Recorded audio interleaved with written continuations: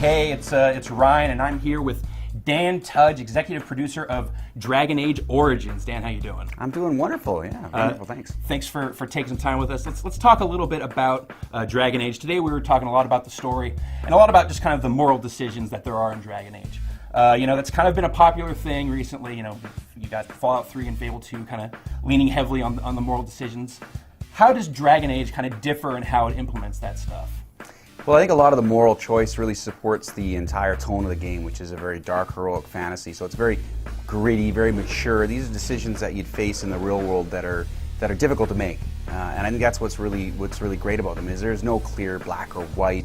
It's really about the pros and cons and weighing those and then seeing through the lens that is your character, your origin story, and deciding, really do I want to do this or do I want to do the other?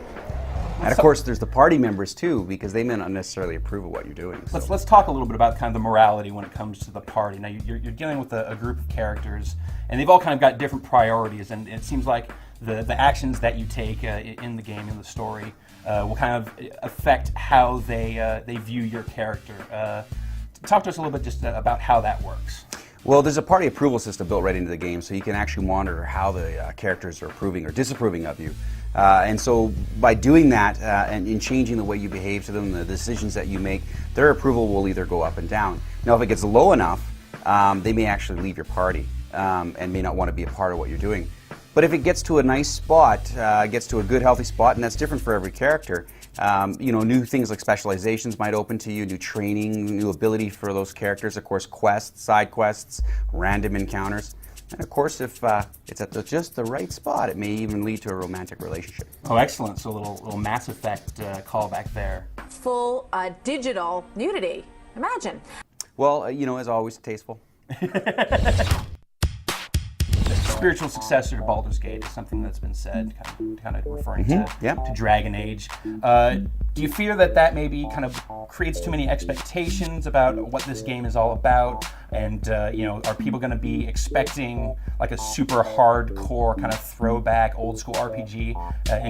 Is it going to deliver that? I guess is more the point. Well, I think we've got a lot of fan feedback that said, you've talked the talk about the spiritual successor to Baldur's Gate. I didn't really believe you until I saw it, and yeah, it's totally the next gen Baldur's Gate. And truthfully, I think that's the key to it. It is the next gen Baldur's Gate. It's not a stagnant sequel in a lot of respects. It's an evolution of where we go with Baldur's Gate, and still you can really feel its connection. You can really feel its link to Baldur's Gate past. So it is in a new direction. It's in a much more mature, gritty, darker setting. But it does actually include a lot of those great party-based tactical combat, great followers, great party members, great story. I think it's the best story we've ever written, and of course, great combat progression, customization is awesome as well too.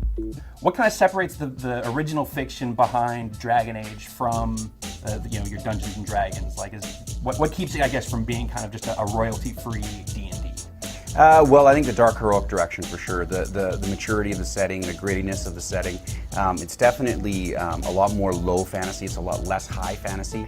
You definitely have deeper, darker, more mature themes, and I think that really separates it from the Forgotten Realms and the D&D settings. Of course, the rules that come with a license, we're free to create our own rule set. We're really able to create a rule set that supports electronic entertainment. It supports a video game. We're not taking a pen and paper rule set and converting that to the computer, to the PC, to the console, and expecting that to work. We're actually, from the ground up, making it a PC and console title. Roll the dice to see if I'm getting drunk! Are there going to be any kind of specific little shout-outs? I had some people asking if Boo the hamster might show up, or questions about if there's an equivalent to Tensor's floating disk, and anything that specific. I'm not going to ask you to actually give it away, but if there is anything like that. I think you might find some little nifty Easter eggs in there. Obviously, Baldur's Gate isn't in the Forgotten Realms isn't our license, so obviously there's licensing issues between actually having Minsc appear.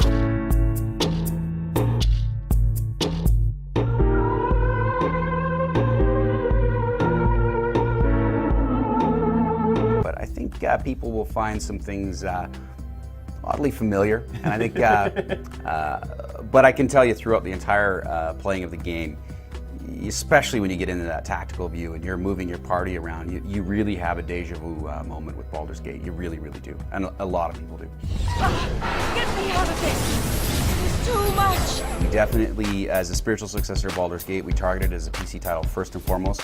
But as we developed the game and really sort of evolved that next-gen Baldur's Gate feel, we realized that there was another audience for this as well too.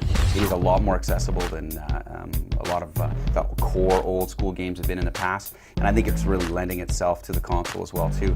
But that's not to say it's just a direct drop over from the PC to the console. It'll be supported the console and each console in a very unique way, and really be right for that console. But I think we should be able to bring a great story-driven fantasy experience to every platform. Now, the game is called Dragon Age Origins. I've seen this game a couple of times, saw it at E3, see it now. Where are the dragons, man? Where are the dragons? Where are the dragons? Well, the term Dragon Age literally means when the age when dragons existed. So yeah, you can't. There will be dragons in Dragon Age. Excellent. Absolutely, and dragons confirmed. Woo! Dan, thank you so much for your time. Thank you. Do you have a specific date for release, or can you give us a ballpark? Currently, right now, we're saying last half of 2009. Excellent. Thank you very much. Thank you. So there you go. Look for more on Dragon Age Origins on GiantBomb.com. Now this is a question that was actually asked to me from our lead designer, Dave. Huge Baldur's Gate fan, loves this style of gameplay. He wants to know about the manual. He wants to know about the thickness of the manual. Yes, we've had some discussions with EA about the manual, and I think we're pushing the limits of what's been done with a manual previously. But we're definitely, I mean, it's next-gen Baldur's Gate, and it's that core single-player RPG experience. I definitely think we need to support it with a manual that's appropriate for that. But to be fair as well too, the world's changed a lot too. There's a lot of accessibility through the internet to get additional information, additional depth, and of course share that with community. So there'll be that aspect as well too. So cloth maps. I'm not going to say, but that would be pretty cool. Fair enough. Fair enough. Who doesn't love a cloth map? Yeah.